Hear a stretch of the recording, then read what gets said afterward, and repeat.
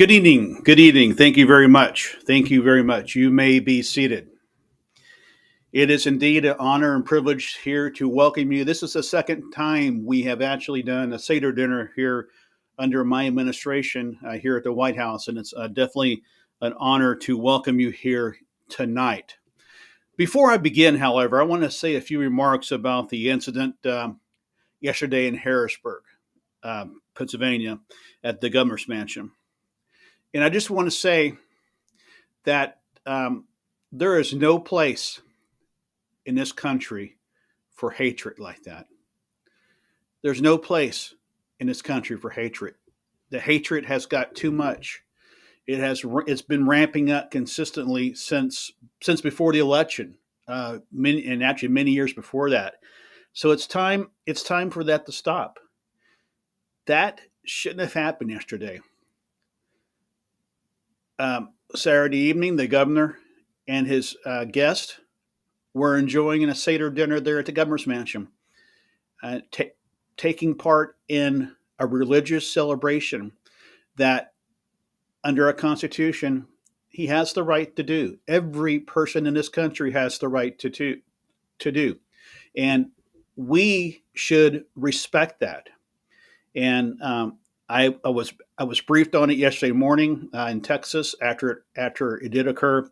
Was briefed on it after returning to the White House this morning, and I'm continuing to be updated constantly on what's happening. But again, no place for that in this country, and quite frankly, we are better than that. But tonight I do want to say, as we gather here for a sacred and joyful tradition, it is the Passover Seder. This evening, we're joined by leaders, rabbis, public servants, and families from across the country. We're especially grateful to have Rabbi Angela Buckadell with us tonight, a voice of deep faith, wisdom, and compassion in the Jewish community.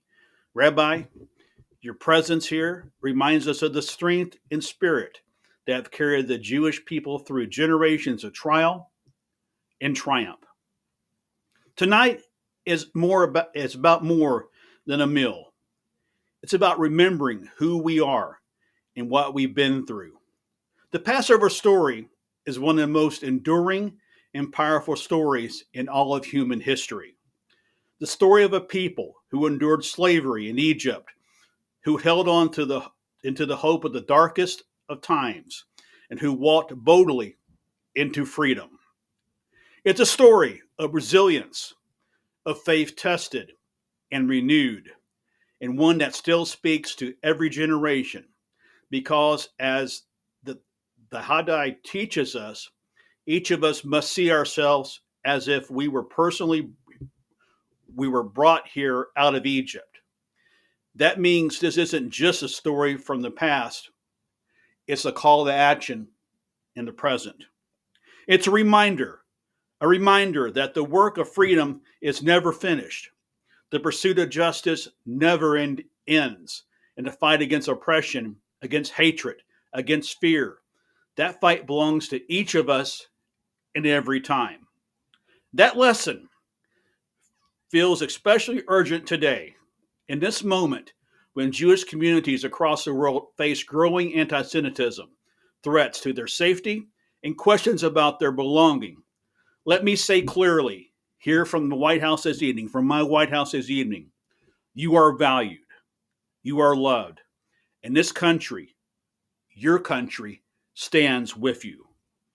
We must continue to confront hate in all forms, in our schools, our neighborhoods, online, and even in the halls of power.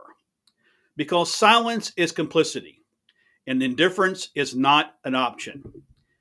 And we also gather tonight to celebrate, to lift up the rich traditions, the music, the prayers, the food, and yes, even the matzah that bring Jewish families together across generations.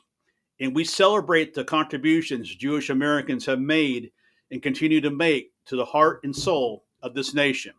In every field, in every corner of public life. Andre and I are deeply grateful to be part of this moment with all of you this evening. As we go through each step of the Seder tonight, from dipping the parsley in salt water to opening the door for Elijah, let us be mindful of what this night means. Let it renew. Let it renew our commitment to one another and to a future where freedom and human dignity are truly within reach for everyone. And I just want to close with this. You know, previous administrations have done Seders, and I'm proud that we have continued that tradition here tonight. I'm reminded of a story, and this is of a previous president, and talks about how the ideal for a Seder dinner in the White House actually got started. And it actually started when he was on the campaign trail.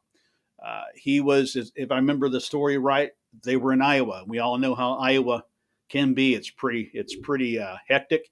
Uh, a lot of stuff going on. You're always busy, but his team were able to have a makeshift Seder, and then at the end of that night, they made a toast, and they said, "Next year, the White House."